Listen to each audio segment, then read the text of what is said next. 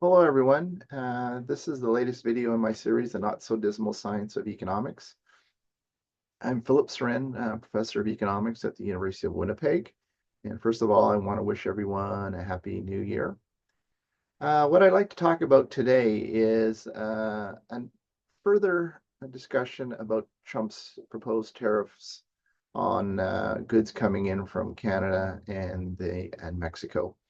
I've talked about tariffs somewhat earlier, a little bit in general, and I've talked about Trump's tariff policy.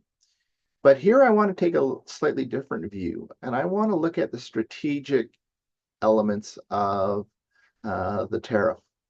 And this is based on an area of economics and mathematics, which is called game theory. Game theory was actually developed by uh, a mathematician, the very famous John von Neumann, and Oscar Morgenstern, who was an economist.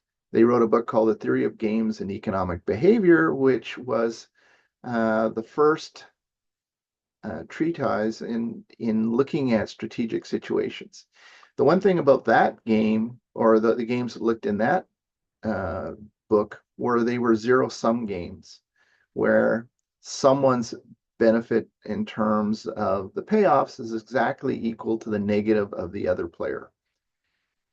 This was further generalized by John Nash. You may have seen the movie A Beautiful Mind, and that was based on John Nash's life. But John Nash was also a mathematician, but who was also awarded the Nobel Prize in Economics for his work on strategic settings. Today, I want to talk about the strategic situation involving, let's say, Canada and the US regarding the tariff policy. And to do that, we're going to make use of what's called a decision tree or a game tree the from the study of games. And what I'm going to do is I'm going to share the screen and I'm going to talk about the choices that face both Canada and the US regarding the responses to Trump's tariff threats. So here I am. I'm going to share the screen and I'll explain what I mean by the strategic setting.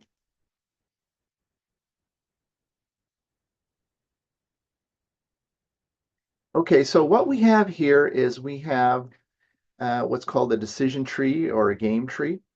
And the way you analyze a game like this is you start off with one player making a decision. So for every game, you need to define a couple of things. You need to define who the players are. You need to define what are the strategies available to them, the strategy choices.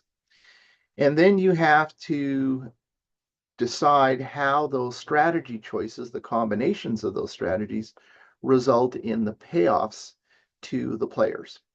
So if we look at this decision tree, we're going to assume that Canada has to make a decision first. It's interesting in what the Trump administration has done, has announced that they plan on levying tariffs. And the tariff rate that they suggested is in the 25% range. So what I'm going to do is I'm going to assume that if the US, so the way you read this game is Canada makes a decision first. So it has two actions. This is just a simplified version of their choices. They can take actions, and the Trump administration wants them to take actions regarding the border, making sure the border is secure. So that would involve some expenditure on the Canadian side. So that's action A. And so if Canada takes action A, we move down the left, we move down in this direction. So action A is here. If Canada does not do anything, that will be N moving down here. Okay, so these are the two paths that Canada can go down depending on the actions that they're taking.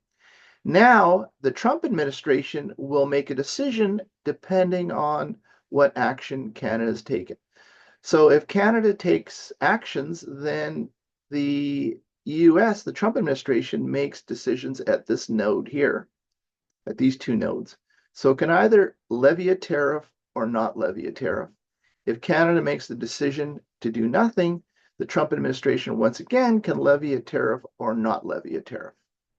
So the question is, and now once you go down a particular path, so if we go down the path, if Canada doesn't take takes actions, and the Trump administration levies a tariff, then the payoff to Canada will be, we'll call it C1, and the payoff to the US is U1. Whereas if Canada takes an action, we go down here, and the payoff to Canada will be C2, and the payoff to the US will be U2. So you can see for each combination of actions, we get respective payoffs to both players. So how can we use this depiction of the strategic situation? Well, here is where the issue becomes quite interesting in that now the payoffs, I'm just going to talk a little bit more about the payoffs. The payoffs can be, in some sense, you have to define what those payoffs might be. So the payoffs could be to the Canadian economy, could be on a total level or per capita, or it could be, in some sense, the political payoffs to the Canadian politicians or the US politicians. But here I think we'll focus on the payments to, in terms of GDP or the resulting economic activity that takes place. So if you're Canada, you have to decide which path you want to go down.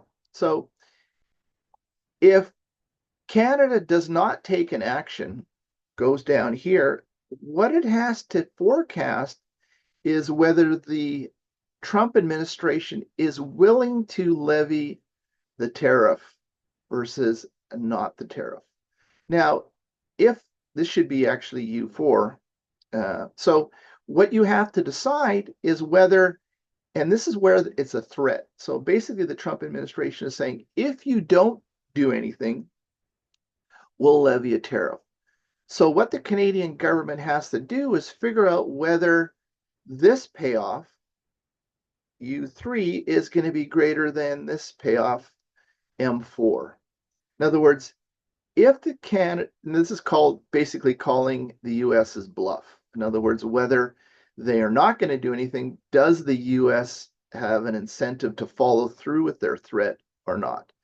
If this is bigger than this, if U3 is bigger than U4, then the Trump administration will carry out the threat. If U3 is less than M4, then the Trump administration will not carry out the threat.